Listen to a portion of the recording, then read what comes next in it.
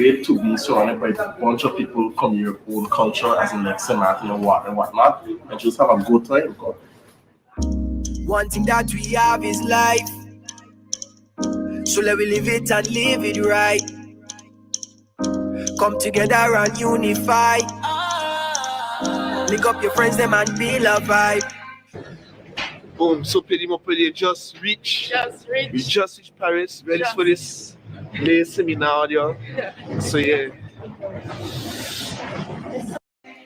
The season brings everything that I want and anything that I ask for.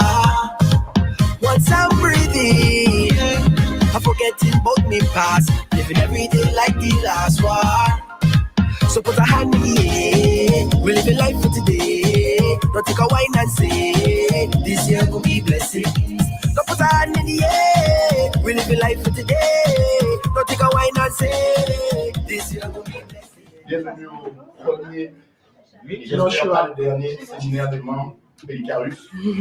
On est content de vous accueillir ici, Péliparis. Le séminaire est ouvert. Je vous laisse le taquet.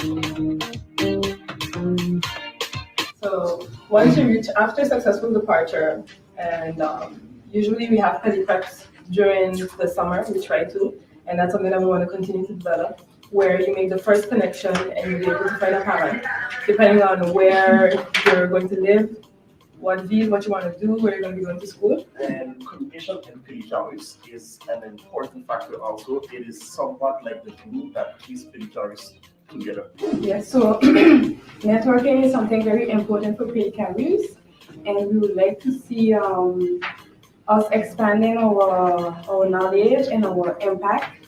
We would like to impact more students in St. Martin.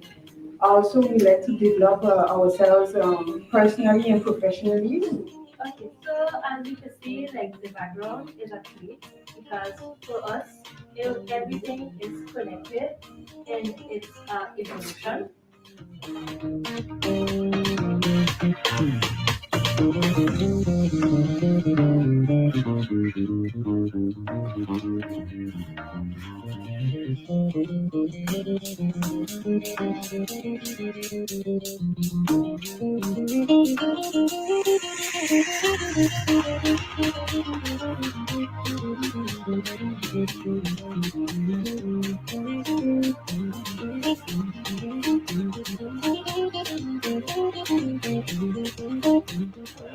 Il y en a de très compliqués, il y en a de plus ou moins faciles. Vous verrez avec par vous-même. On est là pour vous accompagner.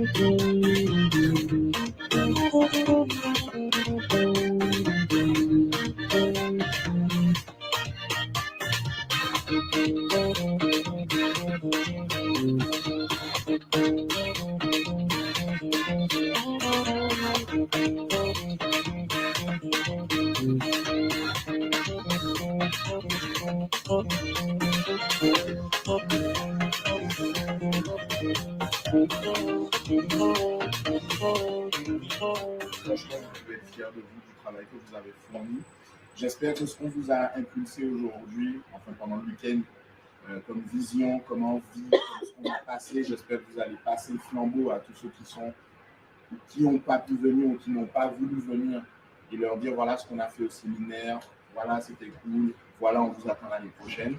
Je ne peux pas encore vous confirmer une date ou un lieu pour l'année prochaine, mais je pense qu'il y a moyen qu'on fasse encore des événements de ce style. Nous demanderons je ne sais pas.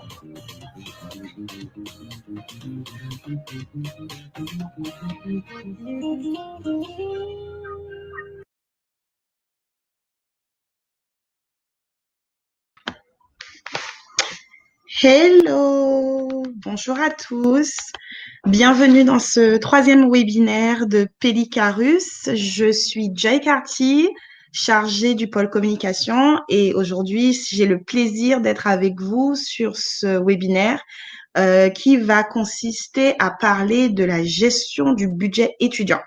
Donc, si vous avez un peu suivi ce qui se passait avec l'association ces derniers jours sur nos lives, on a touché sur quelques thématiques qui sont importantes pour les étudiants qui vont partir faire leurs études au mois d'août, au mois de septembre. Donc, le premier webinaire parlait de l'installation.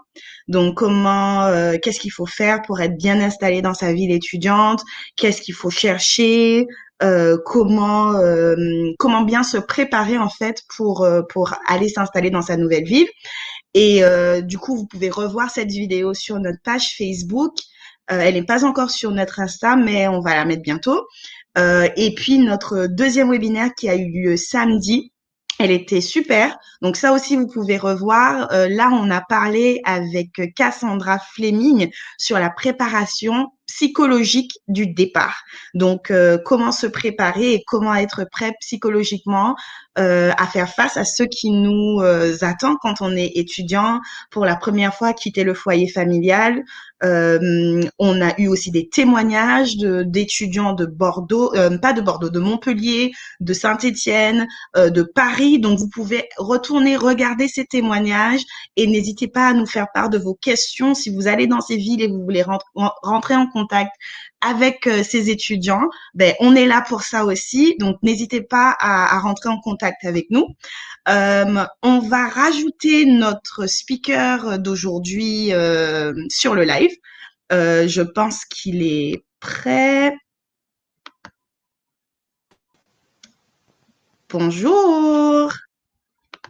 Bonjour tout le monde. Est-ce que tu peux te présenter, s'il te plaît? C'est David Arnel. Donc, je suis un jeune de Saint-Martin aussi. Je suis en France depuis plusieurs années. Aujourd'hui, j'ai fini mes études et je travaille dans une banque qui est spécialisée sur les entreprises. Donc, je suis chargé d'affaires entreprise adjoint. Et Super. j'aide les chargés d'affaires sur toute leur mission, l'analyse financière des entreprises, pour proposer aux entreprises des solutions de financement, des crédits ou toutes sortes de services que la banque peut proposer à une entreprise. Donc, Top. Félicitations, David. Merci. Est-ce que tu peux nous dire un peu ton parcours dans Pelicarus? Comment est-ce que tu as connu l'association? Est-ce que tu as eu des postes à responsabilité dans l'association? Comment on est arrivé à David aujourd'hui dans Pelicarus? Alors, Pelicarus, j'ai connu parce que je connaissais les cofondateurs.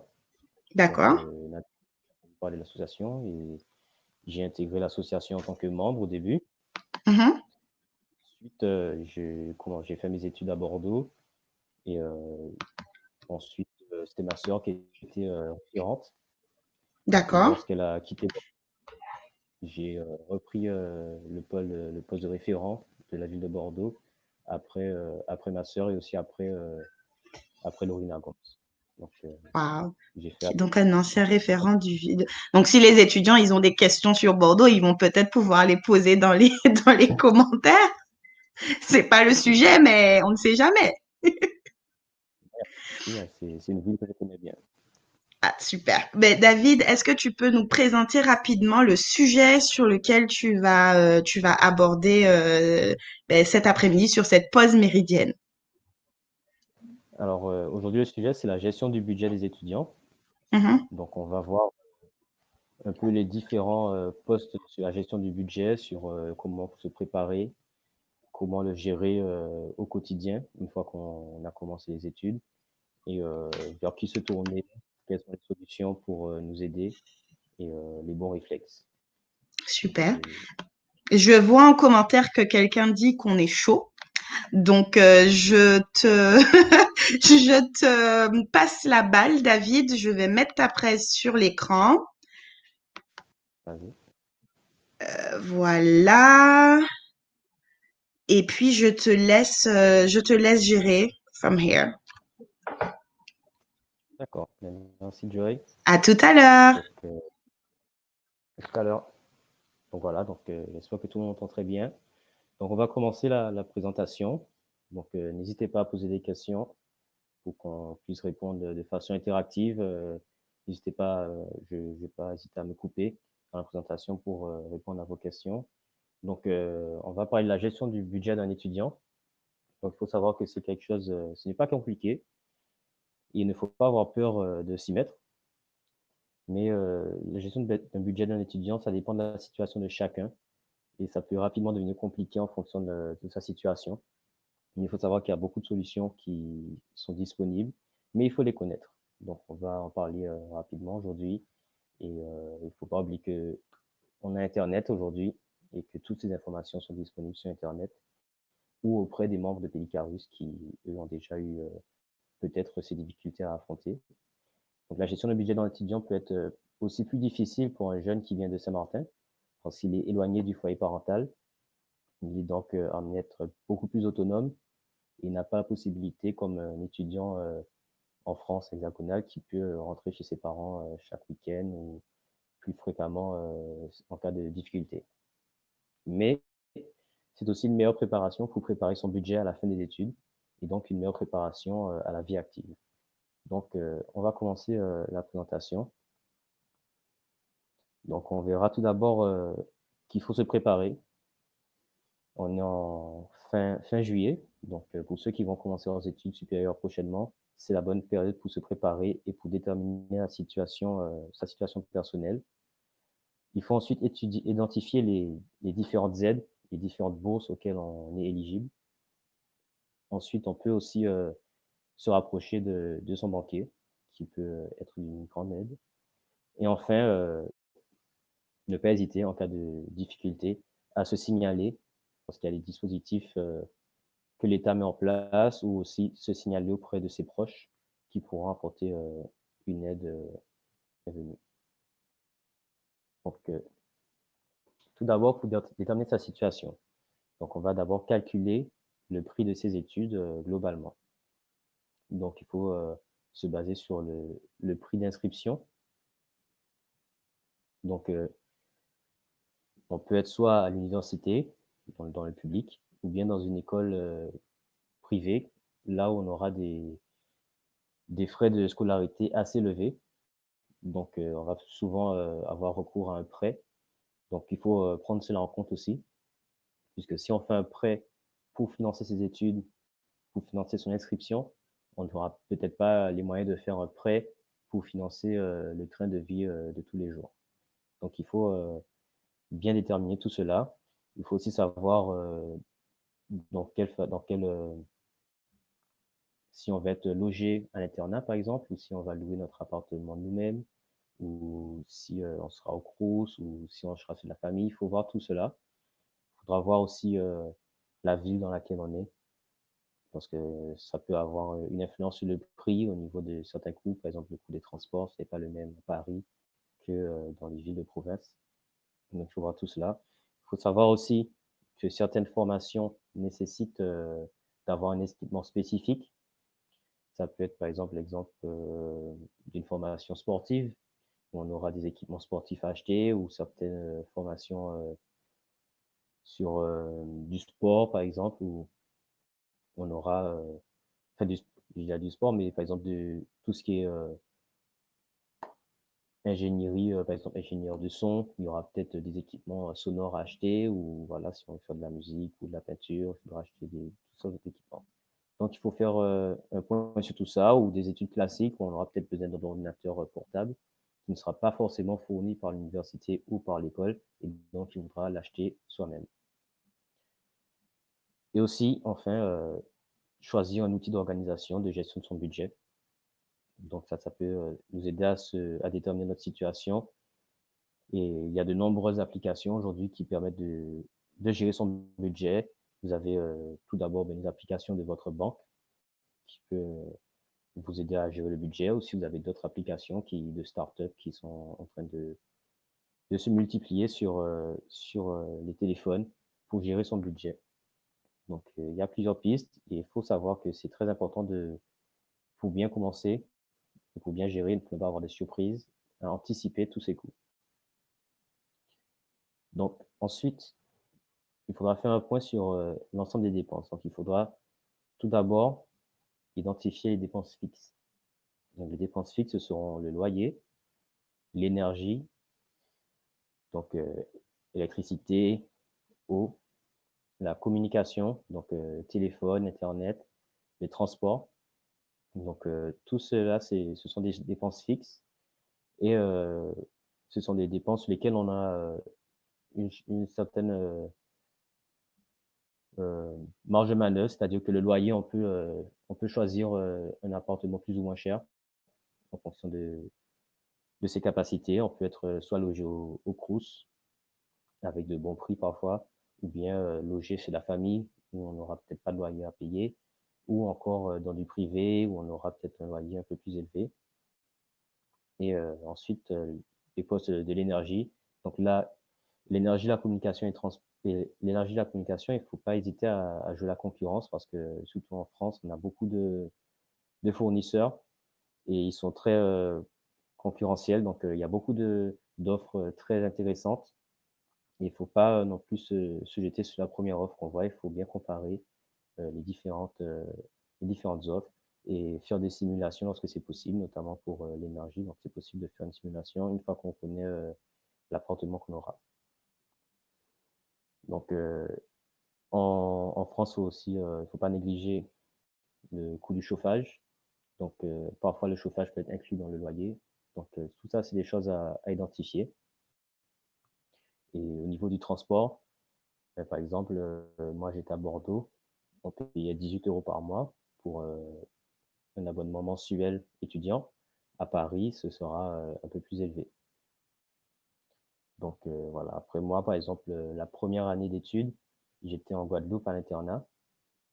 Et c'était beaucoup plus simple de gérer son budget, puisqu'à l'internat, tu payes au début de l'année, on paye, et on paye pour toute l'année d'internat, donc le logement et la nourriture sur la semaine. Et ensuite, les dépenses personnelles, c'est le week-end. Donc, c'était assez facile à gérer. Donc, pour moi, ça m'a permis d'avoir une première étape de gestion de mon budget. Ensuite, avant d'aller à Bordeaux, où là, j'étais vraiment autonome avec mon propre appartement. Et ensuite, les dépenses variables. Donc, c'est là qu'il faudra. Oui, merci Zidane. C'est 38 € par mois pour les étudiants à Paris. Donc, c'est le double de Bordeaux. Donc, c'est pas négligeable. Donc, on retourne aux dépenses variables. Donc, les dépenses variables, c'est là qu'il faudra faire le plus attention parce que c'est là où, voilà, ce sont souvent des dépenses pour se faire plaisir. Donc, ce sont des dépenses pour lesquelles on ne va pas forcément surveiller notre budget quotidien et mensuel. Et on peut vite se retrouver hors budget, surtout lorsqu'on est étudiant et qu'on n'a pas de revenus. Donc, ça va être tout ce qui est alimentation. Donc, se fixer un budget course, un budget pour la nourriture à l'extérieur, parce que la nourriture à l'extérieur va être beaucoup plus chère que la nourriture achetée lorsqu'on fait des courses au supermarché et qu'on cuisine soi-même. Donc, ce sera beaucoup plus intéressant de faire des courses, cuisiner soi-même. Si on a la possibilité, qu'on a un réfrigérateur assez grand ou un congélateur, de cuisiner en gros et de stocker de la nourriture dans des Tupperware. Donc ça peut permettre de faire certaines économies. Et après, la nourriture au supermarché en France, elle est beaucoup moins chère que ce qu'on trouve à Saint-Martin. Donc, et aussi, il y a beaucoup de prix discount qui sont très adaptés aux étudiants. Donc, ça permet de limiter ce budget alimentation. Ensuite, tout ce qui est mode et loisirs, donc dépenses de shopping, voyages, sorties, fêtes. avec les amis et tout. Donc ça, c'est très important aussi pour la vie étudiante, de savoir couper un peu des études et de profiter. Mais il faut faire attention et rester raisonnable. Donc les dépenses variables, c'est un poste qui est à surveiller. Et une fois qu'on a déterminé notamment les dépenses fixes, il faut se fixer un budget, un montant maximum qu'on peut avoir pour les dépenses variables. Et il faut s'y tenir strictement, puisqu'il y a souvent des dépenses exceptionnelles. Les dépenses exceptionnelles, c'est ce qui fait le plus mal. C'est tout ce qui est taxes. Donc, si on est par exemple dans du logement privé, on aura des taxes audiovisuelles ou taxes d'habitation. Alors, normalement, ce sera supprimé. Mais il y a des taxes auxquelles on peut être éligible. Donc, notamment la taxe audiovisuelle. Donc, voilà. Après, là, normalement, nos étudiants n'auront plus la taxe d'habitation. Donc, ça, c'est un très bon point, normalement. Ensuite, tout ce qui est santé, on peut tomber malade, on peut se blesser. Il y en aura peut-être des dépenses à faire pour se soigner. Donc, il faut faire très attention et avoir toujours un peu d'argent de côté en cas de souci. Et aussi, par exemple, sur tout ce qui est électronique ou autre. Donc, si un téléphone se casse ou un ordinateur se casse la veille, par exemple, la veille des partiels, ben, il faut le racheter tout de suite et il faut avoir l'argent tout de suite. Donc, ça peut être un peu problématique quand on n'a pas d'argent. Donc, il faut faire très attention et essayer d'avoir toujours un peu d'argent de côté. Après, si les parents sont derrière nous, c'est pas toujours le cas, mais si les parents sont derrière nous, tant mieux. Si les parents peuvent prendre une partie des dépenses, par exemple le loyer, si les parents peuvent payer le loyer chaque mois, c'est plus facile aussi de gérer son budget. Donc, voilà, il faut faire un point du coup sur toutes ces dépenses, savoir les anticiper. C'est pas évident, mais savoir les anticiper et faire un point avec ses parents, notamment, si les parents peuvent participer au budget des étudiants. Et il faut surtout ne pas hésiter comme j'ai dit tout à l'heure, à comparer et à négocier les prix notamment sur tout ce qui est énergie, communication, assurance, sur tout ça. Donc il faut pas hésiter, notamment en France. En général, il y a beaucoup de fournisseurs, beaucoup d'entreprises, donc tout est comparable, tout est négociable. Il faut faire un tour sur Internet et comparer. Il y a de bons sites pour comparer, donc il ne faut pas hésiter. Donc, une fois qu'on a fait un point sur l'ensemble des dépenses qu'on aura à surmonter, il faut faire un point sur les ressources. Donc, souvent, lorsqu'on est étudiant, on n'a pas beaucoup de ressources, voire pas du tout. Donc, les seules ressources qu'on a souvent, ce sont les ressources de nos parents.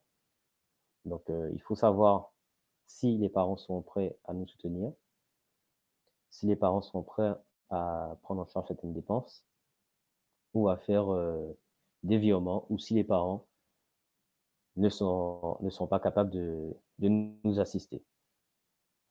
Donc ça, c'est aussi possible. Donc, il faut faire le point sur la situation des parents et leur capacité à soutenir l'étudiant pendant ses études. Ensuite, il faut identifier l'ensemble.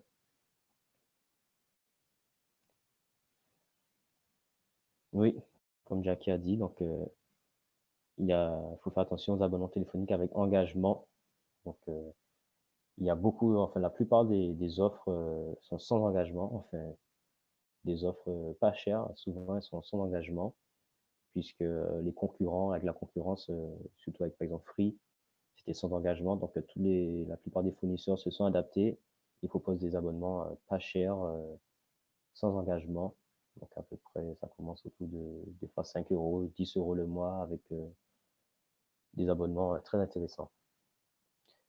Donc on retourne sur les aides et les bourses. Donc il faut faire un point sur toutes les aides et toutes les bourses publiques, privées, locales, nationales, surtout ceux dont on peut être, toutes les aides auxquelles on peut être éligible.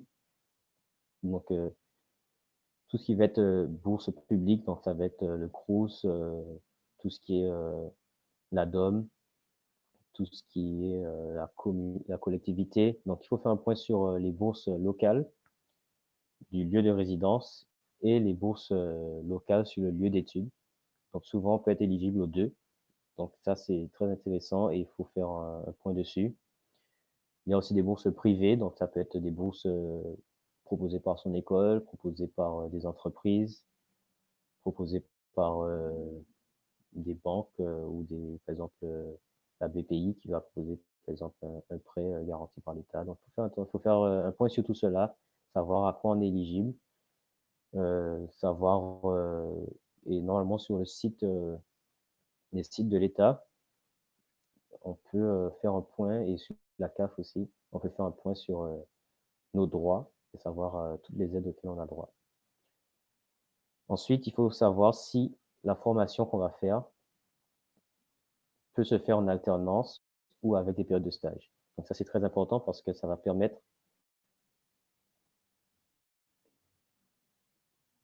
Voilà, on a partagé le lien pour les différentes bourses.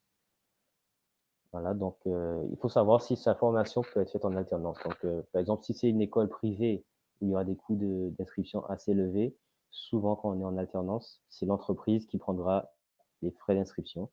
Et en plus, l'alternance sera payée.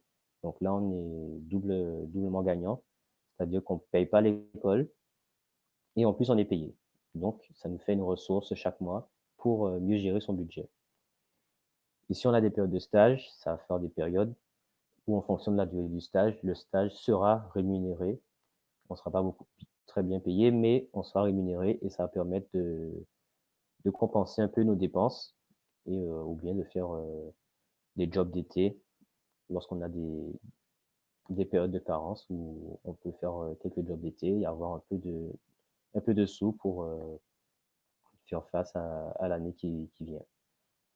Donc, les jobs étudiants aussi, il y a beaucoup de jobs étudiants qui permettent d'arrondir les fins de mois. Donc, ça va être tout ce qui est babysitting, aide, soutien à domicile pour les plus jeunes, travailler dans la restauration. Enfin, il y a beaucoup de possibilités. Et souvent, les entreprises proposent des jobs étudiants, des horaires assez arrangeants qui se calent en fonction de l'emploi du temps de l'étudiant. Donc ça, c'est très important à savoir qu'on a cette possibilité, à côté des études, de faire un job. Donc après, ça dépend de la filière. Il y a certaines filières qui demandent beaucoup d'investissement et de travail, donc on n'aura pas forcément le temps d'avoir un job étudiant. Certaines formations ne vont pas permettre l'alternance ou bien avoir des places limitées en alternance, donc on n'aura pas cette chance. Donc, il faut voir. Et si c'est possible de faire de l'alternance ou des stages, il faut bien anticiper cela et essayer d'obtenir une place en alternance. Et ça va permettre notamment de bien se former parce que l'alternance, ça va permettre de suivre les cours et en même temps d'être en entreprise, donc d'enrichir son CV. Et en plus, ça permet de mieux gérer son budget étudiant.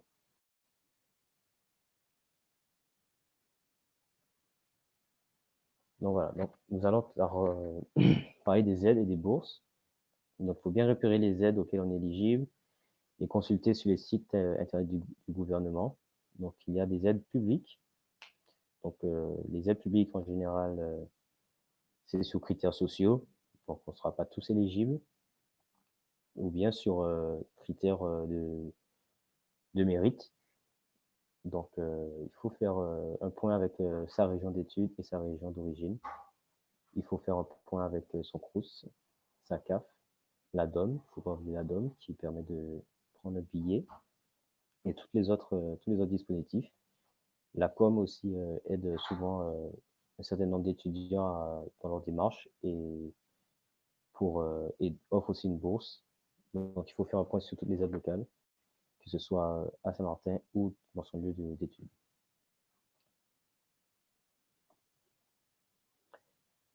Il faut aussi faire un point sur les aides privées. Donc, c'est un peu plus compliqué à repérer, mais il faut savoir les dénicher. Donc, il y a des aides auxquelles on est éligible. Il faut savoir se rapprocher de l'administration de son école. Souvent, eux, ils sont capables de nous aiguiller sur les différentes aides auxquelles les étudiants de l'école sont éligibles. L'école elle-même peut proposer des bourses, comme des bourses de mérite ou une bourse d'éloignement. Moi, je sais que mon école proposait une réduction sur le prix d'inscription parce qu'on venait d'outre-mer. Donc, faut pas oublier cela. Donc, lorsqu'on vient d'outre-mer, souvent il y a des réductions sur les prix d'inscription. Il faut rester aussi à l'affût de tous les concours et toutes les bourses d'entreprise. À Saint-Martin, il y a une bourse qui est très connue maintenant. Ça fait plusieurs années, c'est la bourse de la Seine-Saint-Marc. Donc, il y a souvent des étudiants, chaque année, il y a des étudiants qui bénéficient de cette bourse. Alors, Jérôme dit qu'il y a le site fibi.co qui permet de voir une bonne partie de ces aides. Donc, oui. Donc, c'est très important, il ne faut pas hésiter à aller sur Internet. Sur Internet, on a tout. Donc, Google est notre ami. Donc, et aussi, ne pas négliger les tarifs étudiants. Lorsqu'on peut bénéficier d'un tarif étudiant, ben, on en profite. Ça peut faire du bien au porte-monnaie. Donc, une fois qu'on a fait le point sur toutes les aides et les bourses privées, locales, publiques, nationales, on peut se rapprocher d'un banquier. Donc, la banque, ça va permettre de gérer sa trésorerie. Donc, tout d'abord, on va faire un point sur cette gestion de la trésorerie. Donc, la plupart des banques, elles vont avoir des offres spéciales étudiants. Donc, ces offres vont être très complètes. Elles vont proposer un certain nombre de services, que ce soit les cartes bancaires, l'application mobile, la sécurisation des paiements en ligne, une ligne de découvert étudiant. Donc, tous ces services vont être proposés par la plupart des banques pour attirer les étudiants. Et notamment, des fois, certaines banques proposent par exemple, 80 € à l'ouverture du compte. Donc, les banques vont proposer cela. Ils vont proposer aussi des crédits aux étudiants. Ils vont proposer toutes sortes de services pour aider l'étudiant à gérer son budget. Souvent, les applications de la banque sont très développées sur la gestion du budget, permettent de faire des virements automatiques de compte à compte ou de voir ses postes de dépenses et ses ressources. Donc, la banque, c'est un allié. Il ne faut pas voir la banque comme un ennemi. Il faut voir la banque comme un allié pour les étudiants. Parfois, la banque peut être très chère, mais en général, la banque, elle vient pour aider l'étudiant. Alors, j'avais mis un petit panneau rouge sur la ligne de découvert étudiant. Donc, il faut faire attention à la ligne de découvert, parce que le banquier va le mettre en avant. Mais la ligne de découvert, une fois qu'on commence à l'utiliser, c'est-à-dire une fois qu'on est en dessous de 0, le banquier va nous dire qu'on a par exemple droit à 500 € de découvert. Mais même si on n'est pas en dessous de 500 €, on est par exemple à moins de 200 €, la banque va commencer à calculer des frais et on aura par exemple un certain délai pour que le compte revienne au-dessus de 0. Donc si on commence à utiliser la ligne de découvert, ça commence à être difficile à remonter au-dessus de 0, surtout lorsqu'on est étudiant et qu'on n'a pas beaucoup de revenus. Donc, essayez de rester au-dessus de 0, c'est mieux pour vous, c'est moins cher et c'est moins risqué, puisque une fois qu'on commence à descendre, c'est difficile à remonter. Donc, la banque va aussi permettre d'emprunter de l'argent. Donc, elles vont proposer des prêts spéciaux pour les étudiants avec des taux très avantageux. Donc, souvent, les taux ils sont autour de 1%. Des fois, il y a des taux même inférieurs à 1%. Donc, là aussi, il faut faire jouer la concurrence, contacter plusieurs banques pour savoir lequel est le plus intéressant.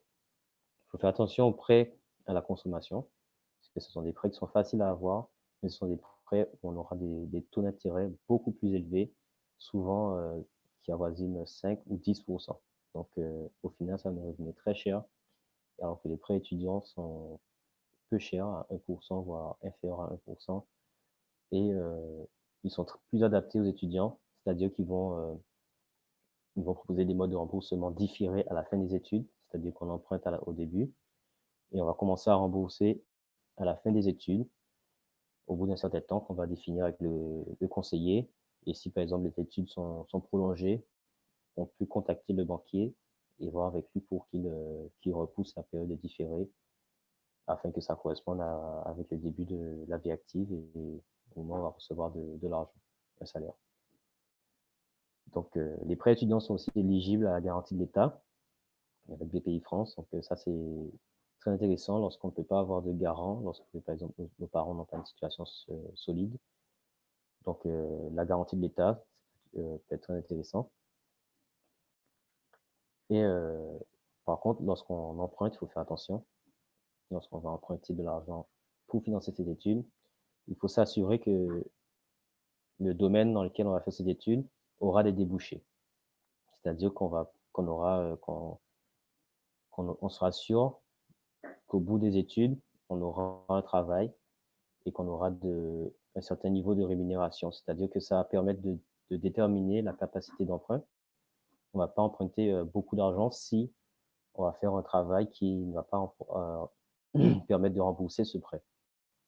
Donc, il faut que le prêt soit adapté avec les débouchés des études suivies. Et il faut savoir donc anticiper le montant des échéances et le début de la phase d'amortissement, puisque si ça commence à être remboursé avant qu'on trouve du travail, ça peut devenir vite compliqué à gérer son budget, puisque les échéances vont être souvent comprimées sur une durée assez courte et très élevée. Donc ça peut être un point d'attention lorsqu'on va emprunter de l'argent. Donc bien faire attention avec son conseiller bancaire au montant des échéances et au début et à la flexibilité sur le début de la phase d'amortissement. Donc là, je vais vous présenter rapidement les différents produits que vont proposer les banques pour épargner son argent. Donc tout d'abord, les produits court terme. Donc c'est pour l'argent disponible. Donc il faut distinguer tout ce qui est compte courant, livret A, livret développement durable, livret jeune, livret épargne populaire, etc. Donc le compte courant, ça va être le compte que la banque va proposer. Donc c'est là où il y aura toutes les dépenses qui vont passer. Donc les dépenses de la carte de crédit, les dépenses, les retraits sur un distributeur. Et tout ce qui est livret A, LDDS, livret jeune, LEP, ça ce sont des livrets qui sont réglementés par l'État et sur lesquels il n'y a pas de frais, il n'y a pas le taux de rémunération est fixé par l'État et il n'y a pas non plus d'imposition. Donc tous ces comptes ont des rendements assez faibles. Donc le livret A, ça va tourner autour de 0,50%, le LDTS pareil, mais c'est exonéré d'impôts. Donc lorsqu'on aura quelques euros qui vont se générer sur un livret A, il n'y aura pas d'impôt dessus. Et c'est surtout le plus important, c'est que c'est de l'argent disponible. Et c'est très important lorsqu'on est étudiant, c'est de l'argent disponible et ça permet de faire face notamment aux dépenses exceptionnelles et aussi aux dépenses de tous les jours. Et ce sont des comptes qui n'ont pas de frais. Tout ce qui est livret A, LDDS, livret jeune, LEP, il n'y a pas de frais. Les comptes courants et les livrets bancaires proposés par la banque, eux, il y aura des frais, mais les autres n'ont pas de frais. Donc il faut se rapprocher de son banquier et demander, lorsqu'on est jeune notamment, d'ouvrir un livret jeune, ou si on est plus rattaché au foyer fiscal de ses parents et qu'on a du travail, livret d'épargne populaire. Donc ces deux livrets, comme le livret A, le LDDS, ils sont réglementés par l'État, il n'y a pas de frais, ils sont exonérés d'impôts, et ils ont un peu un meilleur rendement. Donc le livret jeune, en fonction des banques, ça va être du 1 ou 1,5%, et le LEP pareil. Mais ils ont un meilleur rendement, du coup, c'est pas très élevé, mais c'est un peu mieux. Mais le plafond est assez faible. Donc le livret jeune, ça va être plafonné à 1 500 € en tout, le dépôt, et le LEP à 7 000 €. Donc il faudrait combiner par exemple un livret jeune avec un livret A ou un LDDS qui peut être aussi intéressant. Et lorsqu'on va commencer à bien rentrer dans la phase de gestion de son budget, lorsqu'on aura bien déterminé toutes ses dépenses et toutes ses ressources, savoir mettre en place des virements entre ses comptes, entre le compte courant et ses livrets. Donc voilà. Donc ça c'est pour tout ce qui est livret court terme. Donc il faudrait, alors ça c'est lorsqu'on aura des revenus fixes, il faudrait savoir déterminer le montant qu'on estime suffisant à déposer sur ces livrets. Donc en général, il est recommandé d'avoir 2 à 3 mois de salaire sur ces livrets pour avoir de l'argent disponible en cas de coup dur, en cas de dépenses exceptionnelles. et le reste va être placé sur des produits d'épargne à long terme. Donc ça ne concerne pas trop les étudiants.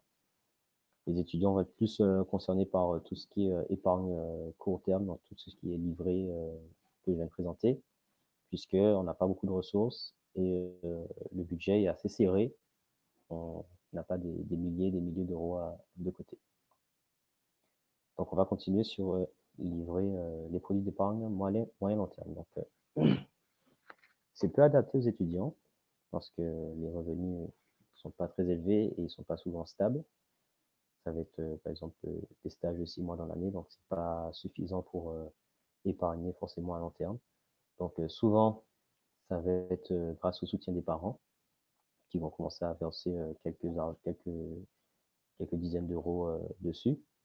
Donc tout ce qui est produit d'épargne moyen long terme, ce sera PEL, PEA, CAT. Donc PEL, c'est plan épargne logement. Donc ça va être un plan épargne qui va permettre de financer un logement plus tard dans les années qui viennent. Donc ça permet de placer de l'argent qui un jour va servir à acheter un appartement ou une maison ou faire des travaux. Le PEA, ça va être un compte sur lequel on pourra acheter des actions. Donc ça peut être intéressant aussi lorsqu'on est étudiant, placé, il n'y a pas vraiment en fonction des banques, le plafond n'est pas trop élevé pour commencer. Donc on peut commencer avec quelques dizaines d'euros si on a un peu d'argent de côté. Et ensuite, tout ce qui est assurance vie, ça, ce sera plutôt soit avec le soutien des parents ou une fois qu'on aura commencé à entrer dans la vie active. Et le PEE, ça va être un plan d'épargne d'entreprise. Donc ça peut concerner notamment les étudiants en alternance qui vont toucher la participation et l'intéressement. Donc eux, ils auront le PEE. Donc ça faut pas négliger le PEE.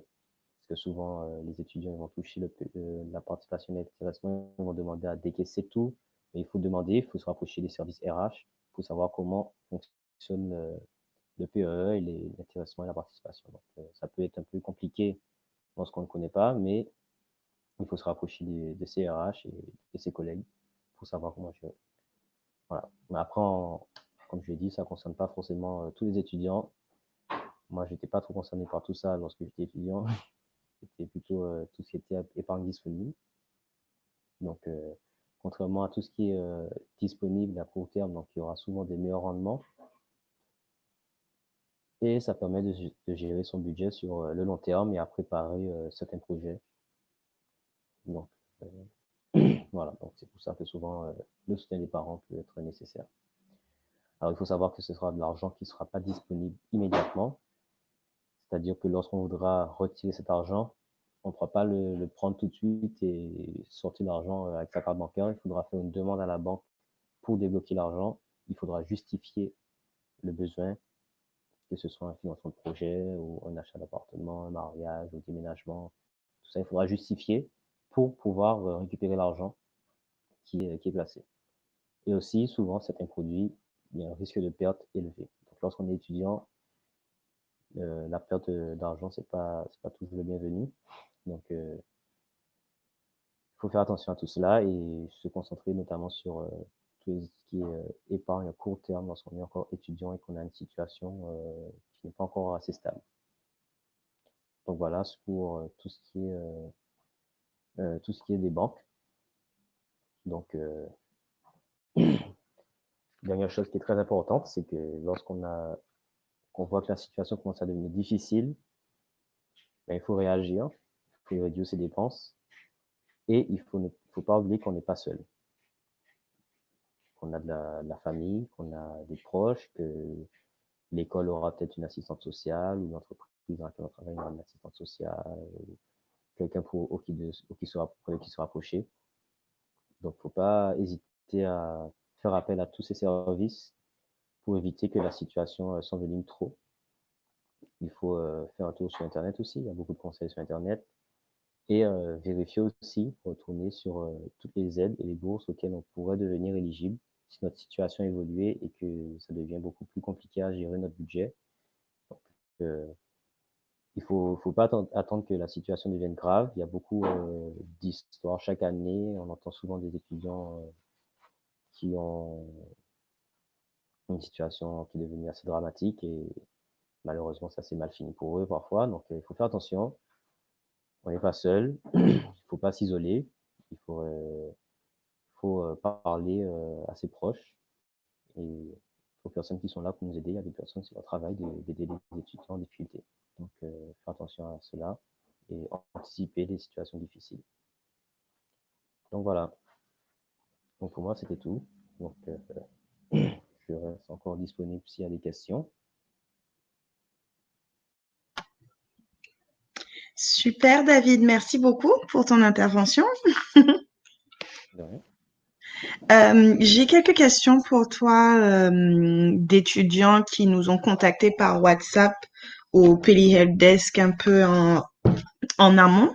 En termes de relation avec son banquier, est-ce que tu penses, dans ton expérience ou dans les tips que tu peux donner, qu'il y a, je sais pas, un nombre de rendez-vous à fixer? Comment est-ce qu'on peut bien entretenir sa relation avec son banquier quand on est étudiant?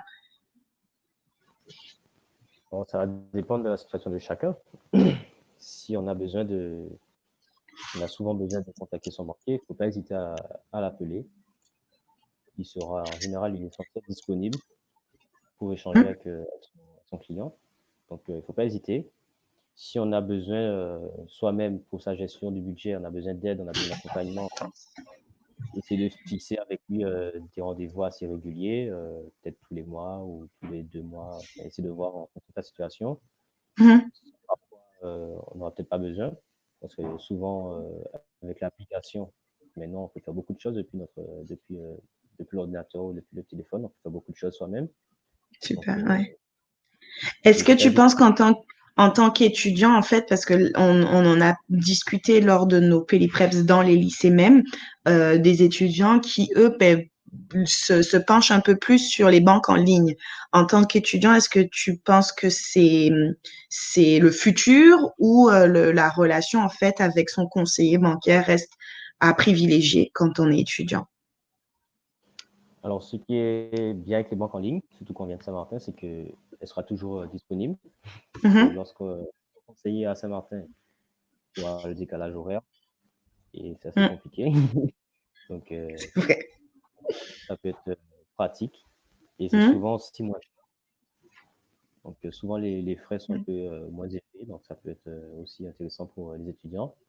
Mais il faut bien choisir sa banque en ligne, puisque souvent, ce sont des startups, elles ne sont pas souvent très solides. Donc, si jamais elle n'est pas très solide, on ne sait pas quelles sont les conséquences pour son argent. Donc, il faut faire attention. Effectivement. De faire des choses internet. Essayer de voir parfois, souvent, les banques en ligne sont des startups, mais elles sont rattachées à un groupe bancaire qui lui est solide. Donc, essayer si par exemple, si elle est rattachée à un groupe bancaire, c'est beaucoup plus rassurant. Et il y aura aussi des frais réduits. Donc, mais il ne faut pas hésiter non plus à aller voir les banques en ligne, c'est intéressant. Et souvent, elles ont des services pour être en contact avec les clients. Tout à fait, c'est vrai. Ok, donc petite différence ou chose à prendre en compte quand on choisit sa banque, sa future banque, ou si on décide de changer de banque, garder en tête en fait la situation dans laquelle on est et dans laquelle on va être et les besoins surtout qu'on aura à faire face. Parce que si on a un prêt à négocier ou ce genre de choses, ben c'est peut-être mieux de négocier avec une personne physique que de devoir juste faire des formules en ligne, oui. Effectivement. D'accord. Autre petite question par rapport au budget. Donc, quand on parle de gestion de budget, ça fait des fois lourd pour un étudiant qui a l'habitude de dépendre de maman et papa. Je peux parler moi de mon expérience quand je suis partie. Je savais certaines choses, mais c'est vrai que la première fois où tu dois vraiment regarder ton compte en banque et tu te dis, OK, comment est-ce qu'on fait? Comment est-ce que je vais faire pour tout faire rentrer dans ce que j'ai comme ressources? Donc, ma question à toi, est-ce qu'il y a des outils, on a parlé d'applications, est-ce qu'on peut donner quelques exemples d'applications auxquelles les étudiants ils peuvent ils peuvent tester pour gérer leurs ressources. Alors, d'abord, il y aura toutes les applications des banques. Donc, en D'accord. général, les banques, elles auront un onglet gestion du budget. Et après, il y a beaucoup de startups. Donc, on peut voir, j'avais vu, je crois que c'était, je la retrouve. Est-ce que je connais l'application Banking, par exemple, Oui. que moi j'utilise. Après, je ne sponsorise en aucun cas l'application, mais ça c'est juste un exemple d'application que j'utilise et cette application me permet, en plus de l'application de ma banque, d'avoir des notifications sur des prélèvements. Je peux moi fixer un montant en fait à ne pas aller en dessous en termes de dépenses. Et du coup, ça me permet de gérer ça. Attends, on a un commentaire. Ananda qui dit, avec Revolut, je peux payer à l'international, euro ou dollar, et faire des transactions en direct avec mes proches. Ça, c'est vrai aussi. Revolut, Oui, c'est après, une tu auras banque toutes en les ligne, Oui. pour ceux qui ne Et savent après, pas. tu auras tout PayPal, Lydia, tous ces services de paiement direct instantané vont proposer des Mhm. services de gestion de budget. Donc, la plupart des applications, tout ce qui est qui rapporte au transfert d'argent, tout ça, ils vont proposer de la gestion du budget. Après, il y Mhm. en a qui sont vraiment spécialisés dedans. Donc, il y en a beaucoup et il y en a de plus en plus. Donc, je pense qu'il faut trouver celle qu'on préfère et je pense qu'elles sont toutes, elles ont toutes des solutions très intéressantes. D'accord. On a des fans de Revolut dans les commentaires. Revolut Nation. Je pense qu'il y a quelque chose à rajouter par rapport aux bourses. On a parlé tout à l'heure des bourses de la collectivité, de la SEM-SAMAR, du Crous. Même si ces ressources-là, ils sont, comment on peut dire ça, sure resources, ce sont des choses qu'on sait tous les mois ça va tomber. On aimerait juste rappeler aux étudiants en fait que les bourses, surtout de la collectivité et du Crous, viennent avec des conditions. Donc, quand on est octroyé une bourse, il faut être assidu à l'école et il faut absolument assister à tous ces examens pour ne pas se revoir retoquer l'année d'après ou même à être pénalisé et à devoir rembourser la somme qui nous avait été donnée en premier lieu. En parlant de ressources, David, est-ce que pour des étudiants, tu as un peu parlé des prêts étudiants? Je sais que de par mon expérience, en fait, je veux pas dire que je pensais que c'était un prêt étudiant, mais en fait, c'était un prêt consommation et je me suis retrouvée avec 6,2 pardon, sur mon prêt étudiant. Et du coup, c'était une erreur, hein, tout simplement de débutante. Et j'ai racheté mon prêt au final. Et mon école avait un partenariat avec la banque à laquelle j'étais. Et du coup, j'ai pu bénéficier des taux qui avaient été négociés par mon école. Et je me suis retrouvée avec un taux à 0,8%. Qui n'était pas négligeable comparé à mes 6,2. Je pense que tu peux confirmer. Donc, juste pour rappeler aussi aux étudiants, s'ils veulent faire des prêts ou s'ils doivent, pour peu importe la raison, faire un prêt, soit pour financer leurs études ou financer la partie plus pratique, donc logement, installation, achat de matériel, de ne pas hésiter à se rapprocher aussi de l'institution, les assistantes sociales, etc., qui, eux, peut-être ont déjà des petits tuyaux à partager par rapport à l'établissement, l'université, qui a peut-être déjà négocié pour ces étudiants des tarifs préférentiels. Okay. Une dernière petite... Oui, vas-y. Souvent, les écoles, elles ont des partenariats avec des banques.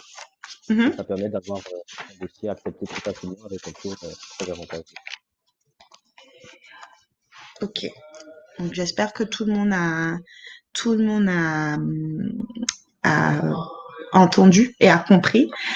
Juste une dernière petite question par rapport aux frais. Est-ce que tu peux juste break it down un petit peu pour nous par rapport aux frais bancaires? Quand on parle de frais, on parle de quoi exactement? Alors ça, il faut bien poser la question à son banquier lorsqu'on va ouvrir le compte.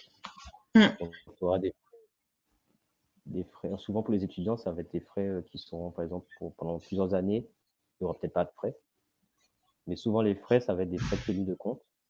Donc, ça va être frais pour tout ce qui est gestion du compte, le fait que le compte soit ouvert et qu'il fonctionne, il y aura des frais. Donc, souvent, ces frais, c'est pas très important. Ça va être peut-être 10 € par trimestre, un truc comme ça. Enfin, ça, c'est déjà assez élevé pour les étudiants. Parce que souvent, pour les étudiants, c'est un peu inférieur à ça. Après, il y aura peut-être des frais qui sont à la carte bancaire. Ou, par exemple, qui vont augmenter peut-être si on utilise la carte bancaire dans un distributeur d'une autre banque. Il y aura peut-être des frais qui vont venir dessus. Et il y aura aussi surtout des frais qui vont être plus chers en fait, lorsqu'on va utiliser du découvert. Donc, même si le banquier nous dit qu'on a droit à un découvert, ça veut dire qu'on va pouvoir utiliser sa carte bancaire dans le découvert, mais ça ne veut pas dire que c'est gratuit. Et je pense qu'il faut répéter ça parce que certaines personnes ne comprennent pas. Le découvert bancaire, on a droit à un découvert, c'est-à-dire que lorsque le compte va arriver à 0, il ne va pas être bloqué. On pourra continuer à faire des dépenses.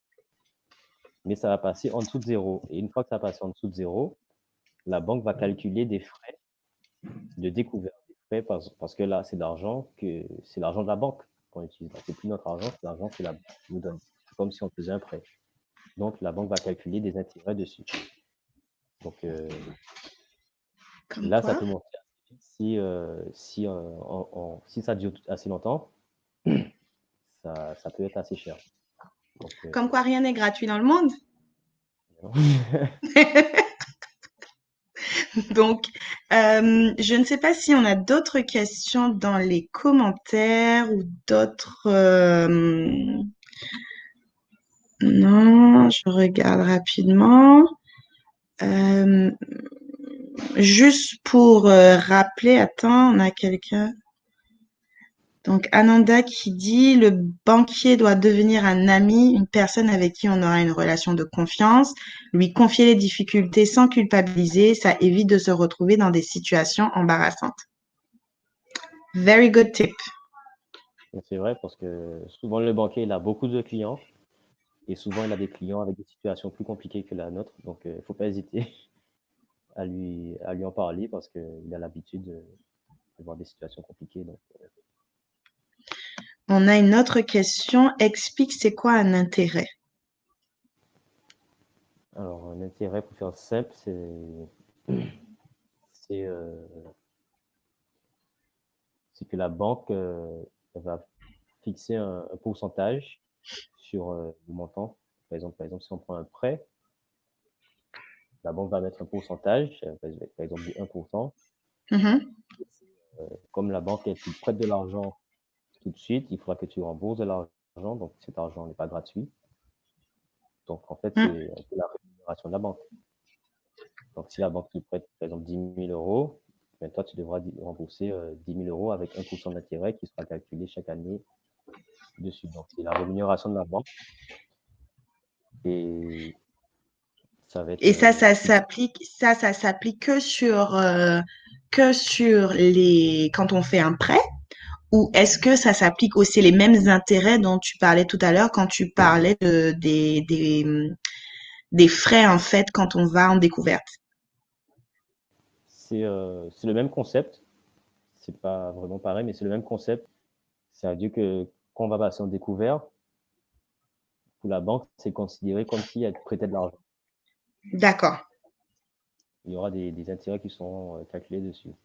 D'accord. Ça va être Ok. calculé le montant qu'on a tiré, sur lequel on n'avait pas. Enfin, par exemple, si on a tiré 100 € en dessous de 0, ça va Mhm. calculer sur les 100 euros. Et en fonction de ce qu'on a négocié avec la banque, ça va être soit calculé tous les jours à un certain taux, ou bien tous les mois. Et voilà. Mais c'est ça, en D'accord. fait, l'intérêt, c'est la rémunération de l'argent sur, Mhm. sur On la- a une dernière petite question. Si on s'entend pas avec notre banquier, comment changer de banquier? Alors, ça, c'est très simple. Alors, Ah, c'est dernièrement, ça. il y a une loi que l'État a passée, je crois, il y a peut-être 5 ans, qui facilite le transfert de banque. Donc, soit Mhm. on veut complètement changer de banque, on ne veut plus du tout avoir affaire avec la banque. Donc, on peut demander un transfert de compte. La banque, elle fait le transfert et tout est fait automatiquement, normalement. Donc, c'est assez simple. Et, ou bien on demande simplement à changer de conseiller. On appelle le conseiller, on demande à changer de conseiller et ça peut se faire par cette façon. Donc, si la situation devient assez compliquée, il ne faut pas hésiter aussi, par exemple, à contacter le directeur d'agence qui, lui, pourra mettre la pression. Ah oui, carrément. Voilà. Oui. Donc, ça demande, et puis, ça Zero peut to plus 100. Je vais contacter votre directeur, monsieur, madame.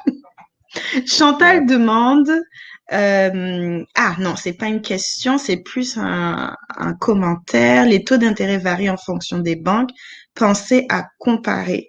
David l'a dit tout à l'heure qu'il faut pas hésiter à comparer avant de choisir sa banque et de voir ce qui est le mieux pour nous par rapport à, ben, chaque personne a un budget différent, donc en fonction aussi des besoins. La différence aussi entre les banques en ligne et les banques où on a un conseiller physique, ça fait toute la différence en fonction encore de notre projet et de nos besoins. Ouais. Après, faut aussi regarder si un taux d'intérêt est plus faible chez une banque. Il faut regarder si Mhm. les frais ne seront pas beaucoup plus élevés. Ah ah, Ça peut nous attirer et en final, les frais seront plus élevés, donc on va peut-être payer plus. Donc, il faut faire attention à d'accord. ça. Après, les banques, vu qu'il y a beaucoup de concurrence sur le marché des particuliers, donc il y a beaucoup de concurrence, donc souvent, la différence n'est pas très importante. Mhm. Il faut faire attention à ça aussi. Comme quoi. Donc, il faut Taux tout d'intérêt checker. faible, 2 fois, 3 fois, 4 fois, 5 fois.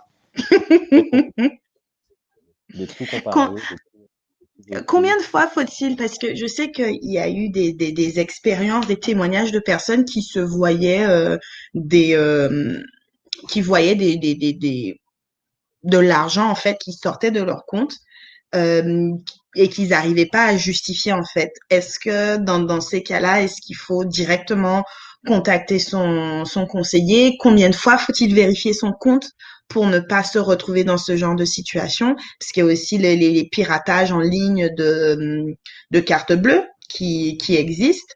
Quel tips tu peux donner aux étudiants aujourd'hui sur en termes de temperament, combien de fois ils doivent vérifier leur compte? Une fois par jour, ça suffit? Est-ce que tu peux te donner des tips là-dessus? Alors, le mieux, Et c'est de s'en. ça revient aussi à la question de Jackie, une fois qu'on a constaté ces frais, comment se faire rembourser et comment savoir si c'est des frais abusifs? Je le mets à l'écran. Alors, le mieux, c'est de consulter son compte tous les jours. Donc, ça peut être facile lorsqu'on a l'application de la banque sur son compte, ou bien Tout est lié. sur l'application de gestion de budget, on peut Mhm, connecter son compte. Donc, on voit en direct tout ce qui se passe. Donc, c'est mhm. mieux de faire ça tous les jours. Comme ça, dès qu'on voit quelque chose de suspect, on peut le signaler tout de suite à son banquier. Il ne faut pas perdre de temps. Top. Parce que parfois, il y a des délais pour dénoncer Mhm. des frais. Donc, parfois, il y a peut-être des fois 30 jours pour dénoncer.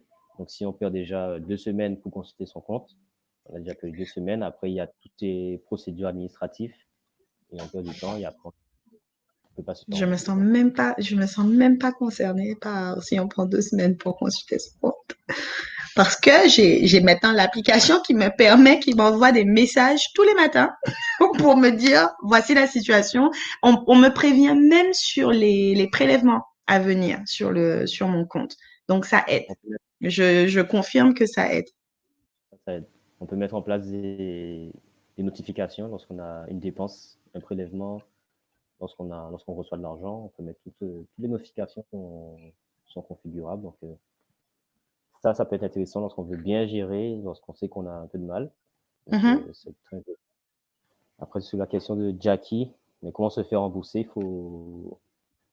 il faut contacter son conseiller, tout d'abord, tout de suite. Dès qu'on constate un truc, une dépense suspecte, contacter son conseiller et surveiller qu'il n'y a pas eu d'autres prélèvements avant de la même personne, enfin du même type. Donc, tout vérifier. Donc, ensuite, les frais abusifs, alors ça va être compliqué. Il faut faire appel à un expert, un avocat, tout ça, qui va étudier ton compte et tout, mais bon. Ça, je sais par expérience, moi, je sais que quand il y a des frais je demande tout ça. Moi, j'ai demandé tout simplement de quoi il s'agissait.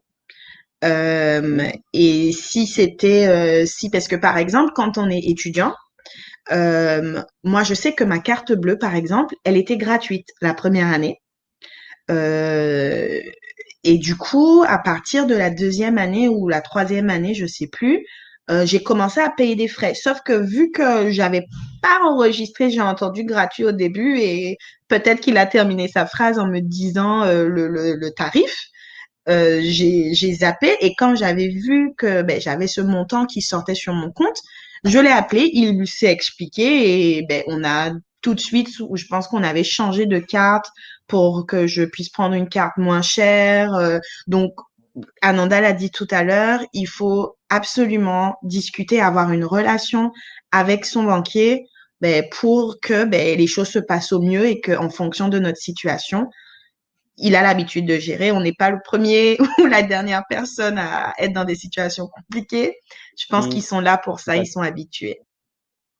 Et si tu as une bonne relation avec lui, c'est plus facile aussi pour négocier. Parce que effectivement. La banque, tout se négocie, donc c'est plus facile. C'est vrai que souvent, quand on est jeune, on ouvre un compte, on ne fait pas attention. Et on veut que ça fonctionne et tout. Et des fois, on va nous proposer, par exemple, une carte Gold. Dont on n'a pas besoin. On n'a pas besoin de ça, on est étudiant. C'est gratuit pendant qu'on fait des études. Et ensuite, il faut le payer tous les mois et ça devient assez cher. Donc, on ne fait pas attention à ça et après, on le paye. Donc, mais il ne faut pas appeler ton conseiller et négocier avec lui. Soit il peut réduire les frais, soit il peut te proposer une carte moins chère. Donc, voilà. Super. Et plus adapté. Plus adapté surtout, oui. Plus adapté surtout. David, je te remercie pour ton intervention aujourd'hui, pour tes précieux conseils, pour ton temps. J'aimerais dire à toutes les personnes qui nous regardent et qui regarderont la rediffusion après sur nos différentes plateformes, n'hésitez pas à nous suivre sur Facebook, sur Instagram, Pelicarus, et on a aussi un site web pelicarus.org. Vous pouvez rentrer en contact avec le pôle parrainage qui organise ces webinaires. L'adresse mail est laparrainage@pelicarus.org. Et si vous avez des questions pour l'association, contact@pelicarus.org aussi. On est là pour vous aider, pour vous accompagner, pour répondre à vos questions. Donc, n'ayez pas peur. On est passé par là. On a fait des erreurs. On n'est pas parfaite. Mais on est là pour vous aider à faire peut-être des erreurs que nous, on n'a pas pu éviter. On essaie de faire en sorte que vous n'allez pas tomber dans ces mêmes pièges. David, merci encore pour tout. Je te souhaite une agréable fin de journée, parce que c'est le soir chez toi. Et les spectateurs, les gens qui ont commenté, on a quelqu'un qui nous remercie. Merci pour toutes ces informations. Très bonne initiative. Merci Ismaël d'avoir participé. Et on vous dit à bientôt. Normalement, c'est la fin de nos séries des lives, mais qui sait, peut-être qu'on sera inspiré, on reviendra avec d'autres thématiques bien bientôt. Ananda qui nous dit bravo à tous, keep good and stay motivated. Merci Ananda. Merci Chantal aussi. Et merci Chantal. Merci Jackie. Merci à On tout le vous monde. dit à tous à bientôt. Au revoir. Bye bye Au David. revoir. Bye.